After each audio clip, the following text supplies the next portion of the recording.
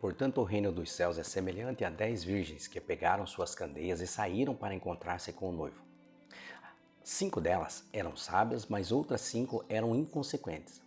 As que eram inconsequentes, ao pegarem suas candeias, não levaram óleo de reserva consigo.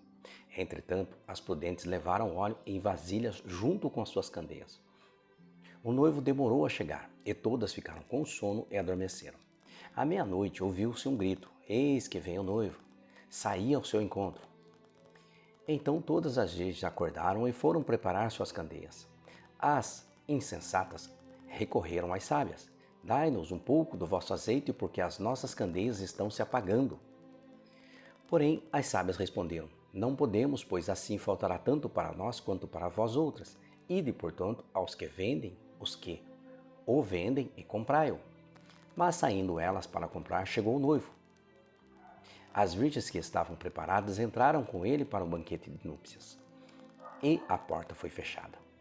Mais tarde, todavia, chegaram as virgens imprudentes e clamaram: "Senhor, Senhor, abre a porta para nós." Contudo, ele respondeu: "Com certeza vos afirmo que não vos conheço. Portanto, vigiai, pois não sabeis o dia, tampouco a hora em que o Filho do Homem chegará." Então, essa parte aqui, no versículo anterior, no 24 que a gente estava lendo, no vídeo anterior, a gente começou tratando desse assunto. Isso aqui esclarece as pessoas as quais nascem, recebem o Espírito. Você precisa fazer manutenção do Espírito Santo, você precisa conhecer Jesus, andar sobre as diretrizes do Espírito, caminhar em comunhão até que chegue o teu dia, o dia final, o dia da tua morte.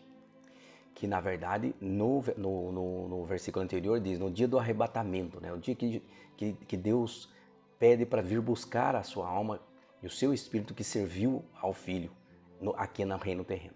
Então, quando se finda a vida terrena e você tem o Espírito, na verdade o Espírito daí ele é arrebatado, ele é levado ao Pai, tá? E o corpo fica. É dessa forma que é visto no versículo anterior. Então aqui eles dizem, então chegou as virgens, a lamparina estava se apagando. A lamparina, você é a luz do mundo, você é a luz do mundo. Só que naturalmente você vai deixar esse mundo, tá? Você vai deixar esse mundo. Então quando o fio da vida está se apagando, aí a pessoa falou, nossa, eu estou fraca, eu vou passar dessa para outra, né? No popular. E eu estou fora da comunhão. Eu estou fora da comunhão. E eu preciso voltar. Aí ele vai buscar as irmãs que estão em comunhão, que ela conhece. Só que elas nada podem fazer por ela.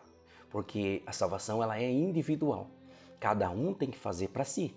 Então o que a irmã vai orientar? Olha, volte a ter comunhão, faça uma oração e busque o azeite. Busque o azeite. E às vezes a pessoa está no fim da vida e ela não tem mais tempo de buscar esse azeite. Quando ela fala, eu vou assim que eu levantar, que eu tô enferma, assim que eu levantar eu vou buscar o azeite. Mas daí ela falece, tá? Não dá tempo dela buscar o azeite. Ela faleceu ali mesmo. E aí, aquelas que estão em comunhão, elas serão recebidas no Pai, no Filho, né? Em Jesus. E aquelas que não estão em comunhão, aí ela vai, mas Jesus, olha, veja, mas daí como tem esse contato?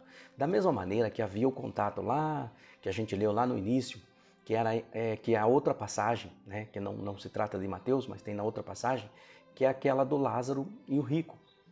Que quando o rico morreu, aí ele percebeu que Lázaro estava descansando lá junto com Abraão e ele estava do outro lado do abismo em sofrimento. Daí é a mesma situação. Então, depois que passa, que o véu é retirado da vida, né, no espírito, e você enxerga quem realmente você é e aonde você está, né? E aí que você se posiciona, mas Jesus, olha, mas daí ele falou, eu não conheço você.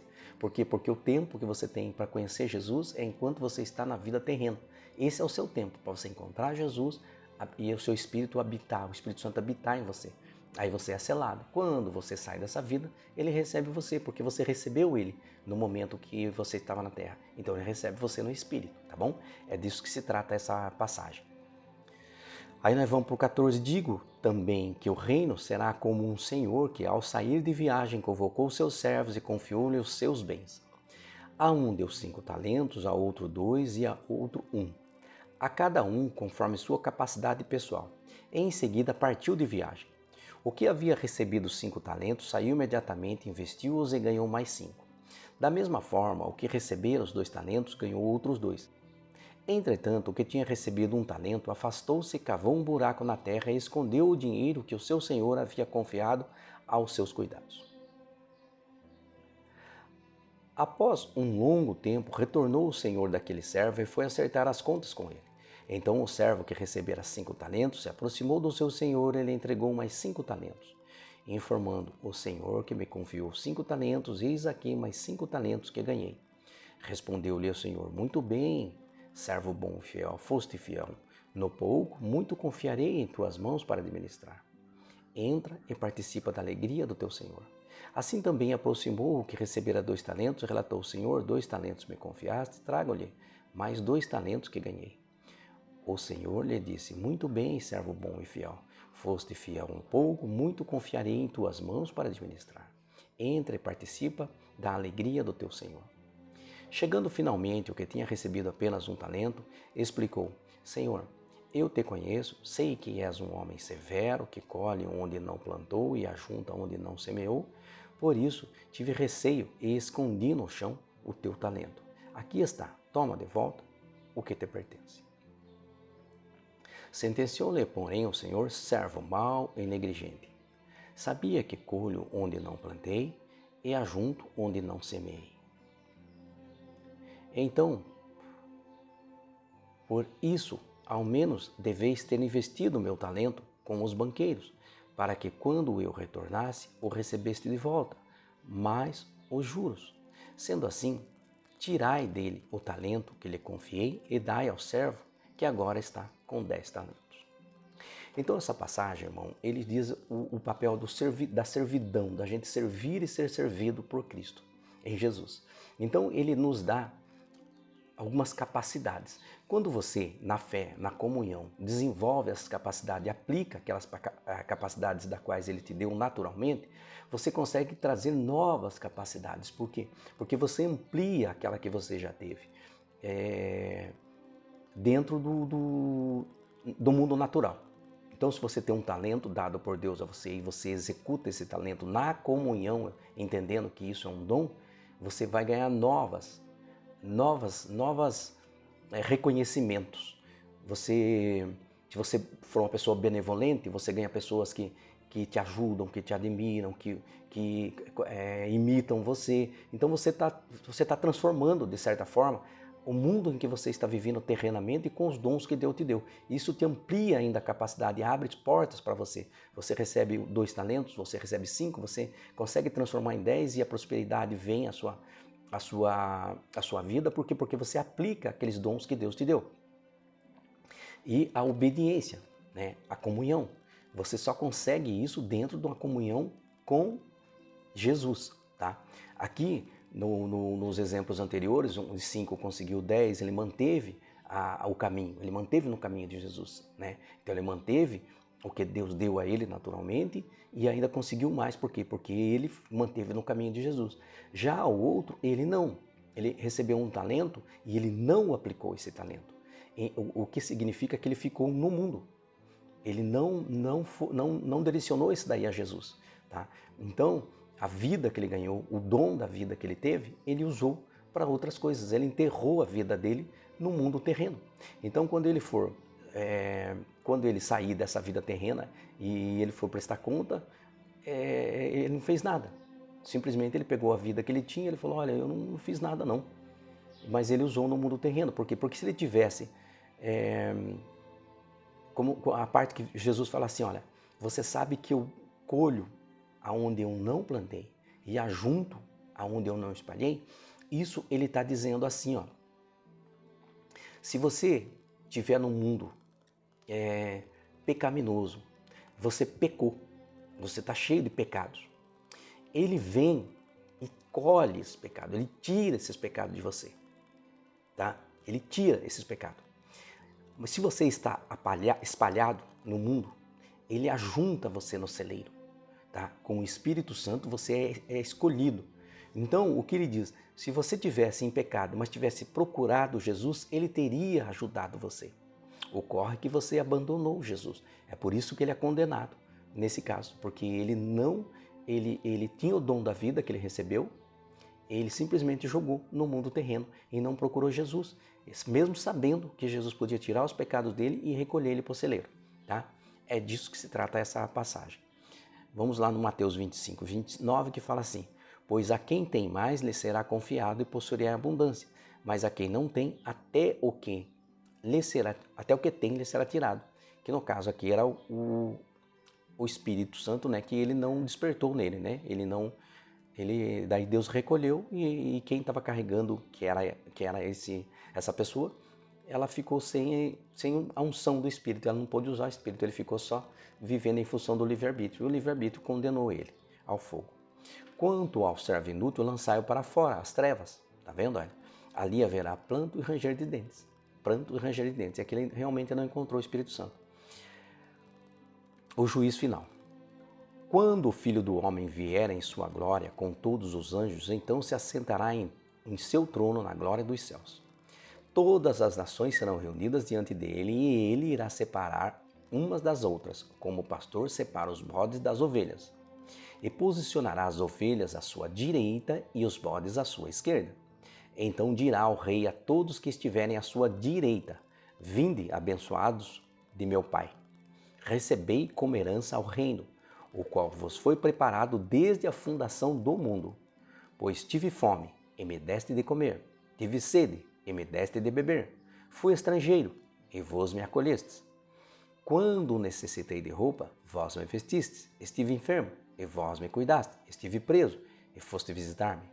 Então os justos desejarão saber: mas, Senhor, quando foi que te encontramos com fome e te demos de comer? Ou com sede e te saciamos? E quando te recebemos como estrangeiro e te hospedamos? Ou necessitado de roupas e te vestimos?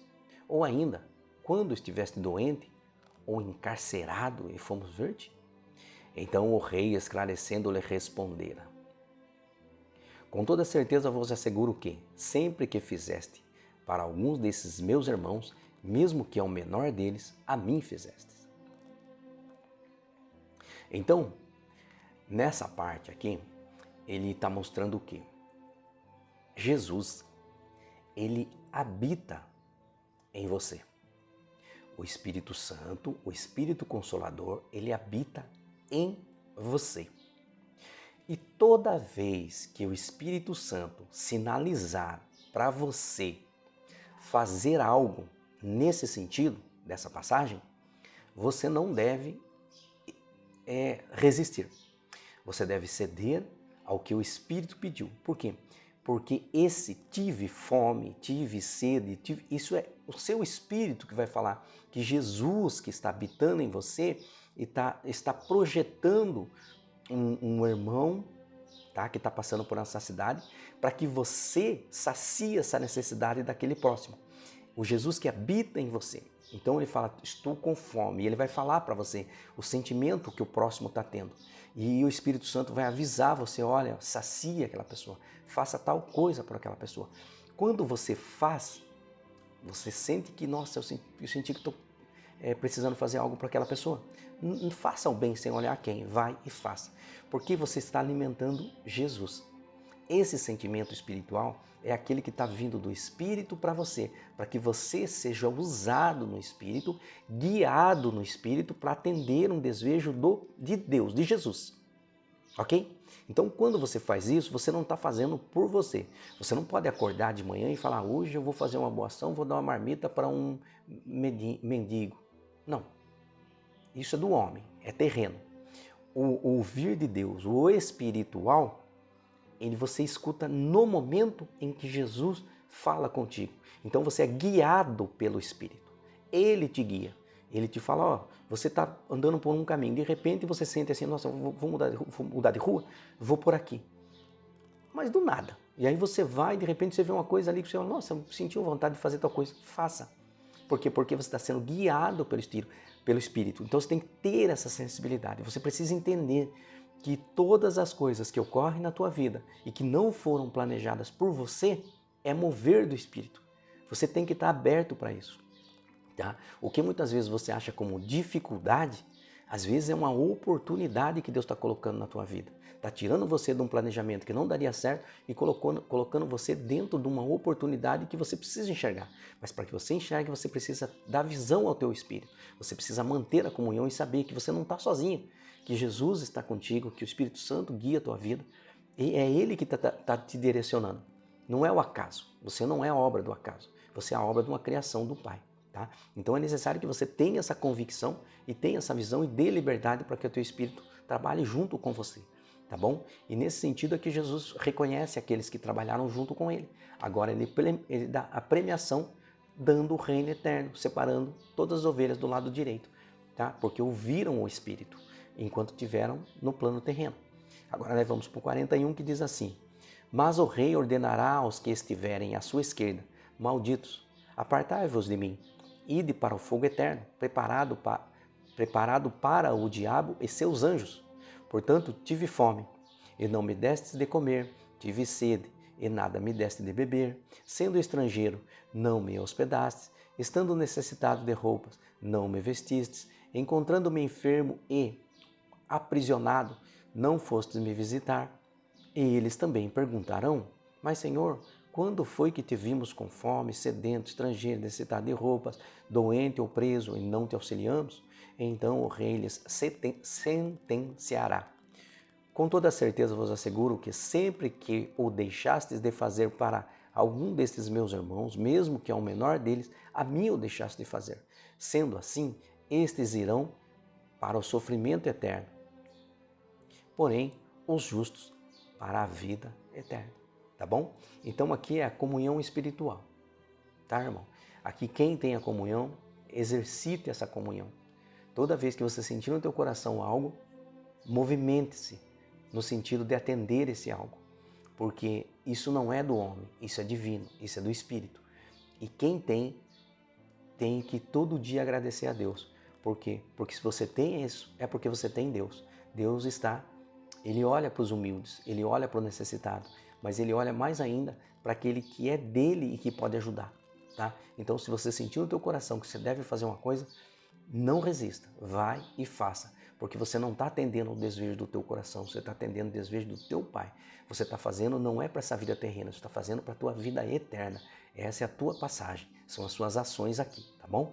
Então, o Mateus 25 é disso que se tratava, tá, irmãos? A gente continua no Mateus 26. Eu espero vocês no próximo vídeo, tá? Fiquem com Deus e até lá.